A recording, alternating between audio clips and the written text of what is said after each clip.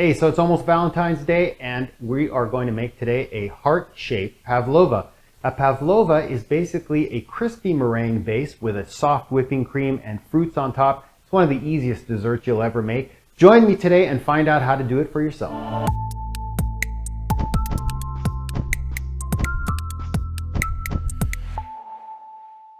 Hey, so Mike here from Wheat Beat. Yeah, we're taking a little detour from our normal fare, which is working with wheat and breads.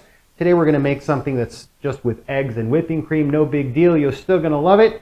We're going to start by making this pavlova using meringue. A meringue is something that's made out of egg whites and sugar and a little tiny bit of vanilla.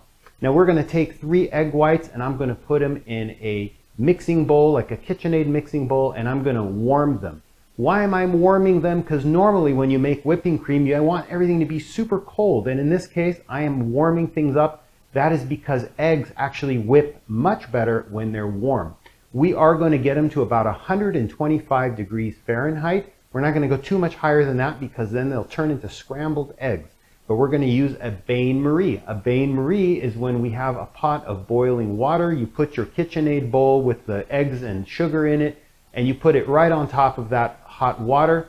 I'm going to use this thermometer and I'm going to measure it while I'm mixing until it gets to that 125 degrees. Once it gets to that temperature, I'm going to take it back over to my KitchenAid and I'm going to go on the highest speed to whip it with the whip attachment. Now in my mixer, it takes about 3 to 4 minutes. You can go over than that, nothing bad's going to happen, but usually in about 3 to 4 minutes, they're as whipped as they're going to be. Now we have a nice dense whipped egg whites ready to go, and now it's time to shape them into a heart. Now how am I going to do this? I've taken a piece of parchment paper like this, and I've taken something that's about 10 inches tall and 10 inches wide, 10 inches being from this tip down to this tip. And this is a decent shape. You can play around with it until you get what you like. But once you get the shape that you like, voila, you can turn it over and you can still see your shape, except now you're not going to get any ink in your pavlova. Always a good thing. So now I'm going to take this parchment paper and I'm going to turn it over on my work surface. And as you can see here, I'm going to take my meringue and I'm going to spread it into the shape of a heart. Now you'll also notice that it's fairly thin in the middle, and then I've got a little bit of a thicker border, almost like a pizza dough. And the reason I've done this is because I'm going to use fairly soft whipping cream. And when I put that over this thing, if it doesn't have a nice border like that, it's likely to get runny and leak over to the sides. But it is nice to have this be fairly thin in the middle because the meringue is fairly crispy and quite sweet, and if you have it too thick, it's going to overpower your dessert.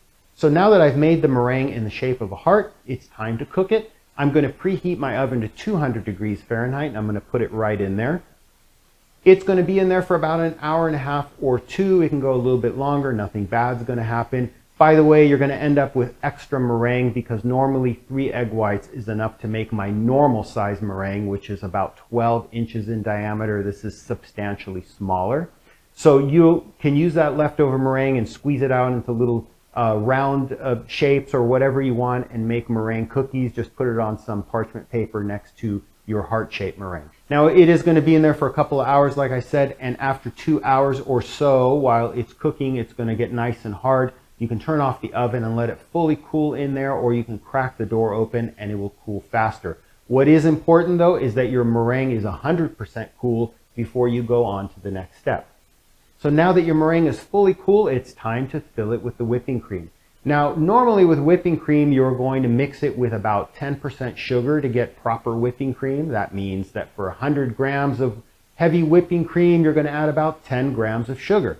And that's good for whipping cream. But when you're putting it on top of a very, very sweet meringue, I personally like it to be a little less sweet, so it's not so sweet overall. And the way I do that is by reducing the sugar to about 5%.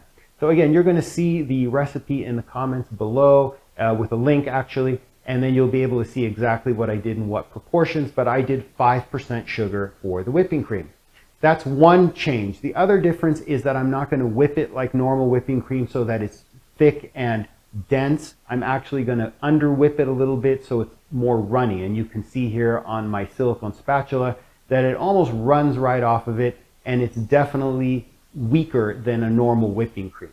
And I personally like that better when there's a little bit more of the contrast between the super crispy meringue and a very soft whipping cream. Now I'm going to take that soft whipping cream and I'm going to start to fill in that bordered area of the meringue, spread it out there nice and evenly. And then I'm going to take some fruit. Now the first thing you're going to say is, hey Mike, where are those red strawberries? You're making this for Valentine's Day, right? You'd be completely correct in noticing that, and unfortunately when I went to the store they were all out of strawberries, so I got stuck with whatever fruits were available and looked good, and they happened to be blueberries, bananas, and mangoes, and you know what? It turned out fantastic anyways, but I will agree that some red would have made a better presentation. So I've pre-cut all of these fruits and I've stuck it now directly over that whipping cream. Now, of course, you can play with the proportions. You can have more whipping cream, less. You can have more fruits or less, or whatever you want. But this proportion seemed to work pretty well for me.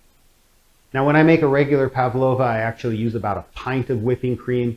And in this case, about a half a pint did the job. So now that the fruits are on there, look at this thing. It is amazing, and it makes such a great presentation. Your guests are going to love it, I guarantee it. And once you've put the fruits on there, you really want to go ahead and serve this thing pretty soon after that. This does not keep all that well like other desserts. So if something goes unfinished, it does not really hold well for more than 24 hours in the refrigerator. And this is the kind of dessert you want to make almost at the last minute. Here it is, ready to go, and I'm going to stick my fork in there and hear that crunch, and it's beautiful. And now I went ahead and let everybody dive right into it, and here it is after just 5 minutes. That's how long it took to just devour this thing, and this was only 5 people, 2 of which were little kids. So what this means is that if you have a lot more guests that you want to serve this to, you're probably going to need to make more than one. No big deal, and maybe you can even try other shapes. It's just as easy as the heart. You can make a star or do anything that you want. Okay, that's it for today. I hope you enjoy making this as much as I did, and that you enjoy eating it as much as I did. And until we meet next time, go out and bake something.